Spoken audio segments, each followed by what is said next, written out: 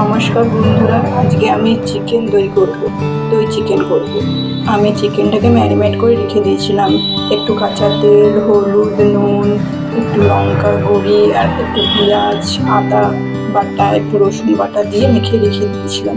তারপর আমি আলুটাকেও ভেজে তুলে রেখেছি। এখন আমি তেলটার মধ্যে ফোড়ন দেব।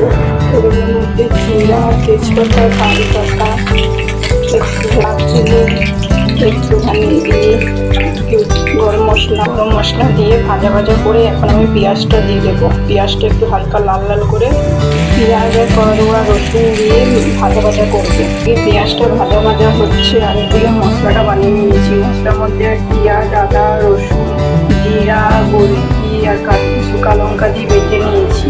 তার মধ্যে আমি হলুদ, নুন, একটুখানি কাশ্মীরি লঙ্কা, একটুখানি মিট মশলা দিয়ে দিয়েছি।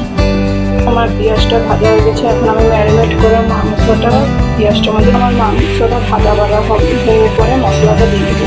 দেখতে পারো আমার চিকেনটা ভাজা হয়ে গেছে। এখন আমি মশলা দিয়ে দেবো। এর মধ্যে আমি মশলাটা দিয়ে কষে তারপরে দইটা দিয়ে দেবো। দই আর টমেটোটা দিয়ে দেবো। আমার মশলাটা ভাজা হয়ে গেছে, দেখতে পারো তেল বেরিয়ে গেছে। এখন আমি দইটা দিয়ে দেবো। এর মধ্যে দইটা দিয়ে একটু কষাবো, তারপর আলুটা দিয়ে দেবো। দেখতে পারো চিকেনের মশলা আমার একদমই তেল ছেড়ে দিয়েছে। মশলাটা ভাজা হয়ে গেছে, চিকেনটাও হয়ে গেছে। এখন আমি আলুটা দিয়ে একটু কষিয়ে তারপর জল দিয়ে দেবো। আমার দই চিকেন রেসিপি রেডি হয়ে গেল। এখন আমি এটার মধ্যে গরম মশলা দিয়ে নামিয়ে নেব। আপনাদের যদি ভিডিওটা ভালো লাগে, লাইক, সাবস্ক্রাইব আর শেয়ার করে দেবেন। ধন্যবাদ।